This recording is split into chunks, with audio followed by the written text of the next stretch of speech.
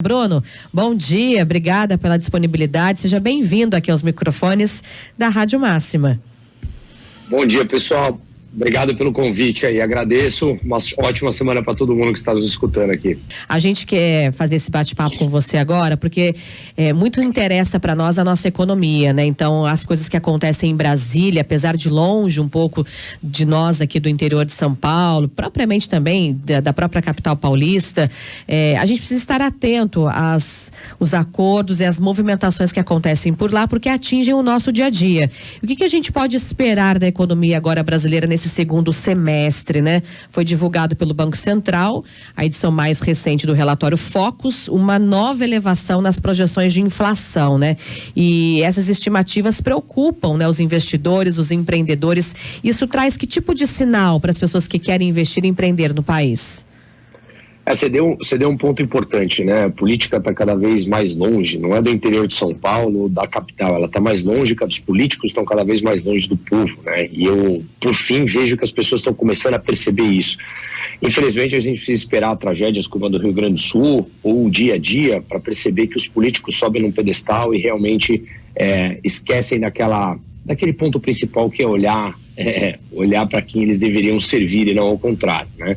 Mas para quem me acompanha nos meus canais de YouTube e tal, sabe que a minha crença não é política, né? Eu não tenho esse tipo de crença, não. Eu acho que a solução não vem daí, ela vem realmente de empreendedores buscando descentralizar o mercado, e é justamente o que você falou no começo, né? Sobre você dar esse poder para as pessoas que empreendem, que promovem soluções demandadas pelas pessoas como um todo.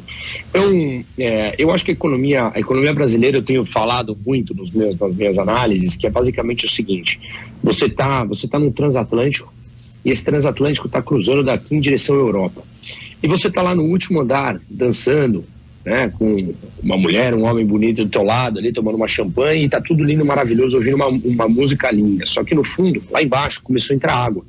E poucos estão percebendo esse tipo de coisa. Então, quando a água entra, aquelas pessoas que estão percebendo começam a entrar nos botes salva-vidas, uma vez que não tem condição para todos no transatlântico se adequarem e sentarem num bote salva-vidas.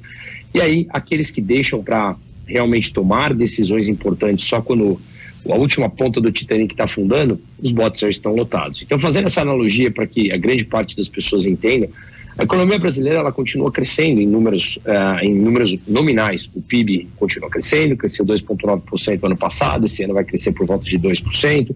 Mas, como você falou, a inflação, principalmente aquela sentida na rua pela população, ela vem crescendo, né?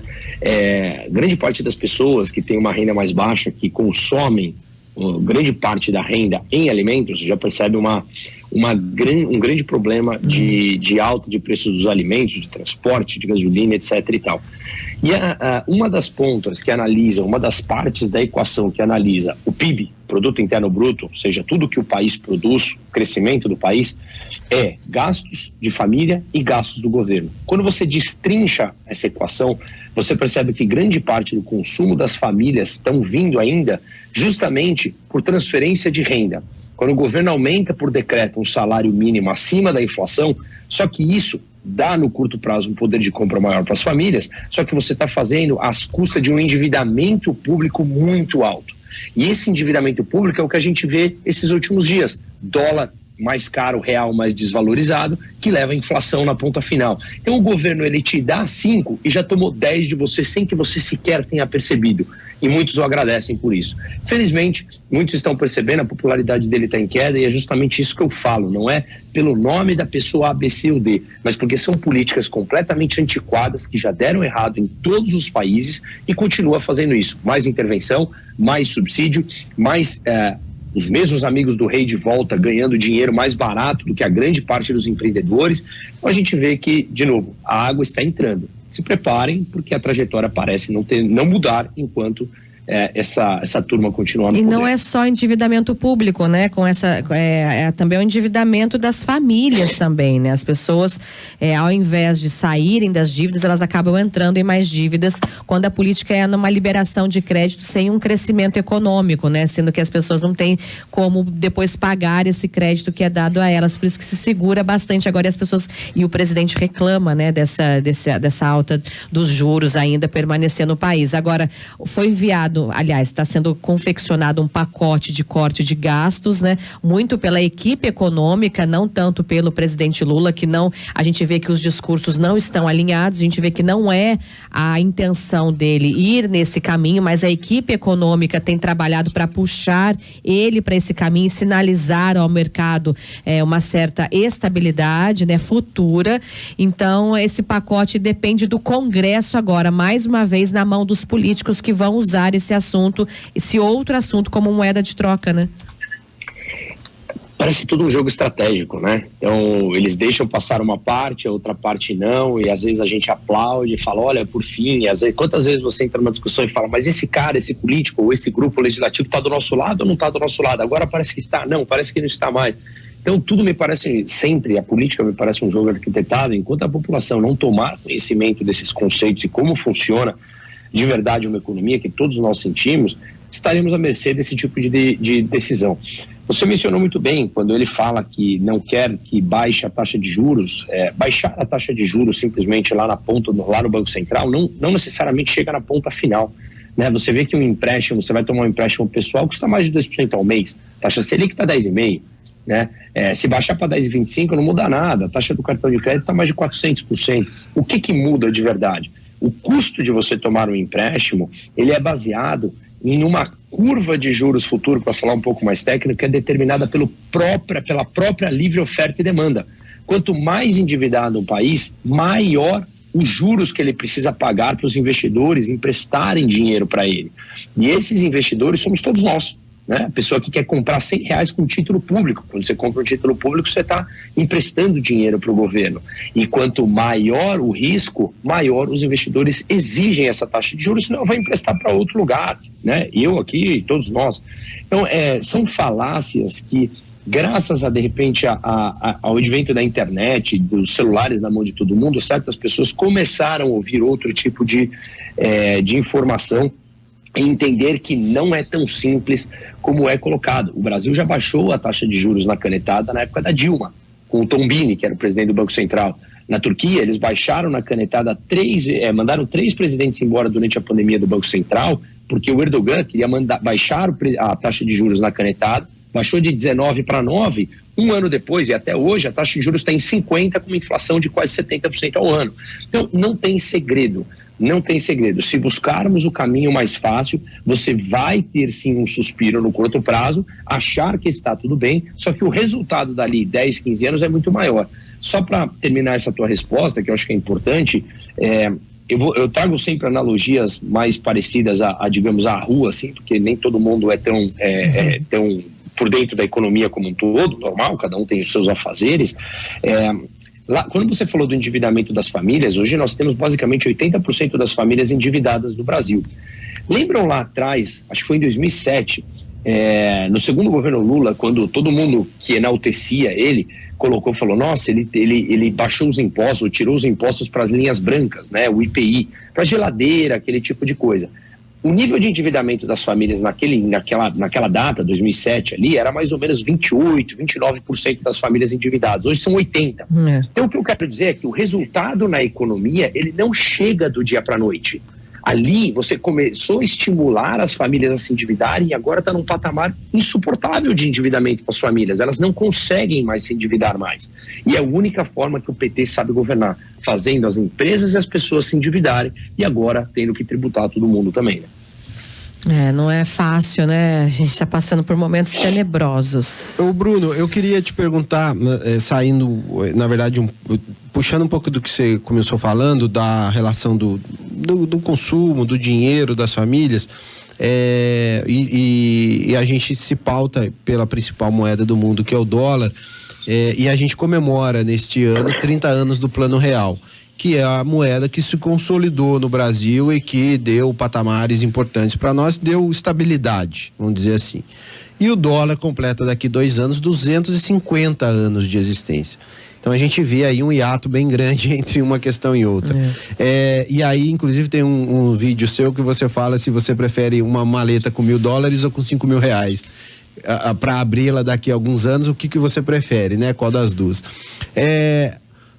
Olhando para essa existência do dólar já tão antigo, né? E a moeda mais importante do mundo.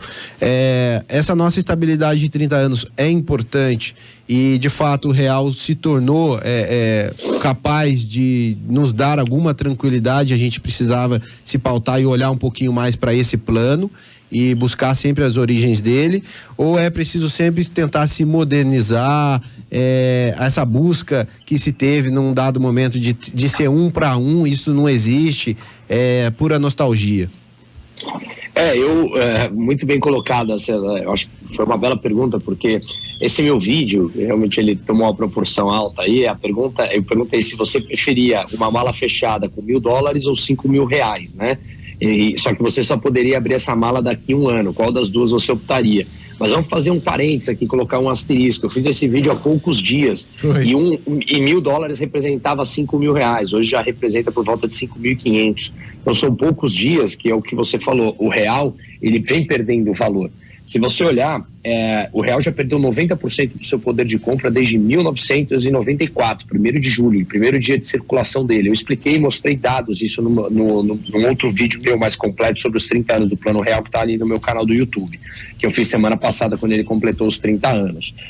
Primeiro ponto, sim, para você chegar nos 250 que você mencionou do dólar, você precisa passar pelos 30. Então, eu acho que é extremamente importante, até porque se nós analisarmos, quando a gente tinha cruzeiro, cruzado novo e tantas outras moedas, a moeda, ela era completamente instável. O real, ele é estável, não como o dólar, mas ele também não é como era o cruzeiro cruzado. A gente está longe de ter uma hiperinflação, nem de perto disso, né? Então, sim, extremamente importante os pilares do Plano Real e a estabilidade dessa moeda. Você não tem uma condição econômica estável para as pessoas, nem para os empreendedores, se você não tem uma moeda estável. Porque vamos desmistificar uma coisa aqui. A inflação não é a alta dos preços. A alta dos preços é a consequência da desvalorização da moeda. Quando uma moeda perde valor, os preços sobem. O resultado é a alta dos preços. Então ele foi extremamente importante para você estabilizar essa moeda e que essa moeda, um pouco mais estável, os preços parassem de subir relativos ao preço da moeda, né? Então, ela foi extremamente importante, mas olha que curioso. Quando você analisa os pilares fundamentais do Plano Real, né, ele tinha como condição básica, central, a responsabilidade com as contas públicas. Por quê? Porque se você gasta mais do que você arrecada, você se endivida mais e as pessoas não querem poupar naquela moeda. E aí você vende aquela moeda para comprar dólar, a tua moeda desvaloriza. E o que justamente está acontecendo agora? Nós abandonamos por completo a responsabilidade com as contas públicas. O próprio Lula fala abertamente sobre isso. Não sou eu falando, ele fala abertamente que cuidar das contas públicas, levar superávit não é um ponto importante para ele, porque ele é populista, fala que o importante é eu dar comida para os pobres e tudo mais. Só que quando ele produz inflação, quando ele desvaloriza o real frente ao dólar, ele produz mais inflação e a inflação é o imposto mais perverso do mundo. Não precisa ser aprovado em legislativo e tira poder de compra especialmente dos mais pobres. Joga justamente contra aqueles que ele diz defender, que é uma mentira absoluta, obviamente.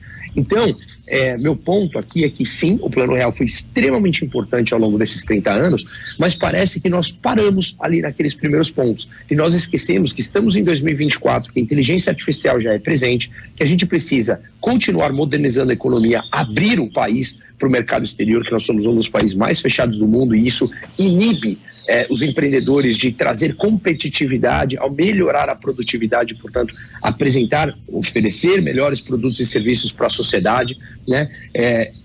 Continuar com a reforma trabalhista para flexibilizar o mercado de trabalho, que hoje em dia a gente viu naquela ânsia do PT de querer até mudar as regras trabalhistas dos motoristas de aplicativo, e 91% deles, segundo a própria pesquisa do Uber, não queriam mudar o sistema de trabalho. Ou seja, entender que nós estamos em 2024. Não dá mais para ter uma relação trabalhista como foi criada por Getúlio Vargas nos anos 30 e que ele falava nos palanques dos anos 80. 2024, a economia precisa abrir, nós precisamos flexibilizar, nós precisamos parar de ter esses intervencionismos, subsidiar, congelar preços. Isso tudo não funciona. Já está descrito nos livros e está descrito na vida real. Basta ele entender que os anos passaram.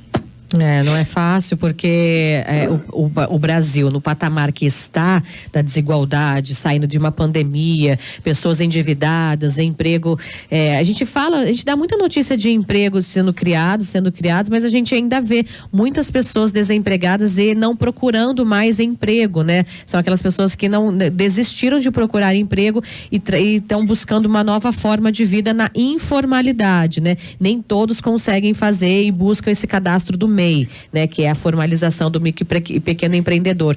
Agora, como fazer então, Bruno, você como estudioso da área, você como um palestrante da educação financeira, qual dica que você daria para as famílias e até o que o mercado se reúne, o que os economistas, os empreendedores, a Confederação Nacional da Indústria pretende fazer algum movimento nessa situação do país para forçar cada vez mais o governo nesse corte de gastos, na valorização do empresário, na criação de empregos, né, na busca de melhorar cada vez mais a qualidade de vida das pessoas e não manter as pessoas nesse patamar? Bom, vamos lá, essas confederações ou essas autarquias públicas, o que quer que seja, no meu entender, eles respondem a uma demanda da sociedade, né?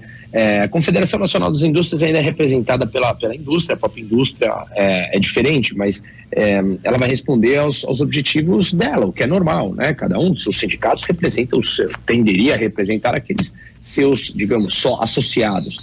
Então, só que eu acho que a população como um todo, ela não pode mais ficar esperando que essas autarquias públicas, essas burocracias façam alguma coisa e nós simplesmente delegando a nossa vida a terceiros, falando alguém precisa fazer alguma coisa. Vamos lá, alguém, todos nós, o que você faz? Não você apontando para você, né? Para quem nos ouve, o que vocês fazem, o que nós fazemos? Será que você está fazendo a tua parte ou você está só esperando que os outros façam alguma coisa por você? Então, no meu ponto quando você tem um exemplo lá de cima, em que você pode gastar mais do que você arrecada, você se sente amparado por aquilo. E não, se você fizer isso na tua empresa e na tua família, você quebra. Você no Brasil não pode decretar, diferente nos Estados Unidos, decretar falência na pessoa física, como pode fazer nos Estados Unidos, mas você nem precisaria decretar falência. Você quebra na tua pessoa física se você fizer isso, né? Na tua empresa, você também fecha as portas. Então, não faça isso. Entenda por que não faça isso. Questione, raciocine, não chegue, vá além da manchete. Não fica apenas naquela primeira manchete do jornal. Como você muito bem falou, a própria UOL, colocou uma matéria há pouco tempo falando que se a metodologia da taxa de desemprego fosse diferente, ou seja, aquelas pessoas que desistiram de procurar emprego, entrassem na estatística de desemprego, seriam mais 2 milhões de pessoas, ou seja, a taxa saía de 7 e pouco para 9 e pouco. Então, você vê que as pessoas estão na ânsia, ou muitos não querem entrar naquele regime antiquado de trabalho. Tem um vídeo meu que viralizou, tá com, 5 milhões de visualizações, eu contando aqui em casa, sobre a relação de trabalho, né? Inclusive ela está aqui agora com meu filho, a Elaine, falando sobre, que eu perguntei para ela se ela, como funcionava o INSS, como funcionava o GTS, e fui explicando, e aí eu falei para ela, então você gostaria de não ter uma relação de trabalho assim, né? Sem ser carteira assinada? Ela falou, nunca tinham me explicado dessa maneira. Eu gostaria, porque ela ganha mais e o custo é menor pro empregador, né? Seria um ganha-ganha. Aí eu falei, pois mas alguém lá em cima que não nos conhece falou que nós não podemos. Então, é mais ou menos isso, as pessoas entenderem, você precisa estudar o tema, estudar porque isso te prejudica. Se você depender e achar que burocratas, como você falou, cada vez mais distantes, lá em Brasília, determinem o caminho da tua vida, espere sentado, porque os interesses nunca irão a seu favor. Levante a mão, arregace as mangas e volte como era lá atrás, né? Associações mútuas, ou associações de vizinhos, ou associações de bairros. Estude e pleiteie o que vocês querem ser representados lá, porque os políticos no geral, eles entregam um pouquinho daquilo que a sociedade demanda. Ele te dá 5 e toma 10 sem que você perceba. Se você não estuda, você nem percebe esses 10 que estão sendo tomados por outros caminhos. Então, estudem, entendam o que vem por trás, senão realmente o caminho será para eles. Maravilha. Ô Bruno, obrigada mais uma vez, viu, por estar com a gente aqui, a disponibilidade do seu horário, da sua agenda, de estar um pouquinho aqui com a gente, batendo esse papo sobre economia, trazendo a visão que você estuda, né, que você defende, e para que todos nós podemos entender um pouquinho mais, como você falou, da nossa economia e buscar cada vez mais essa qualidade de vida. O brasileiro, ele é criativo, ele é empreendedor, ele é capaz, e o povo pode se ajudar o país a sair de tudo isso, né? Só depende da gente. Só depende da gente, mas depende de esforço. E como a gente falou, o esforço ele não é de curto prazo, né? Eu sempre brinco também, trazendo mais uma analogia, diferente de uma pessoa, tem aqueles programas aqui que a minha mulher gosta, sabe aquele programa Quilos Mortais, que a pessoa chega na obesidade mórbida de 300 quilos, e você acha que de repente em uma semana que você muda seus hábitos alimentares, você vai estar saudável em uma semana. Uma pessoa que usou de repente de drogas pesadas durante 30 anos, fala, agora eu quero me tornar um atleta profissional, em uma semana que eu parei de usar droga, não vai, você precisa de tempo, você precisa se adequar, teu corpo precisa se adequar, é uma adaptação. E estudar é exatamente a mesma coisa, economia é a mesma coisa. As consequências positivas ou negativas daquilo que fazemos, elas não acontecem de imediato, elas acontecem lá na frente. Volto no que nós falamos. Todas as consequências do endividamento que começou lá no começo dos anos 2000, estimulada durante todos os anos, está acontecendo agora, né? A bomba não estourou só na Dilma porque ela é uma extremamente incompetente.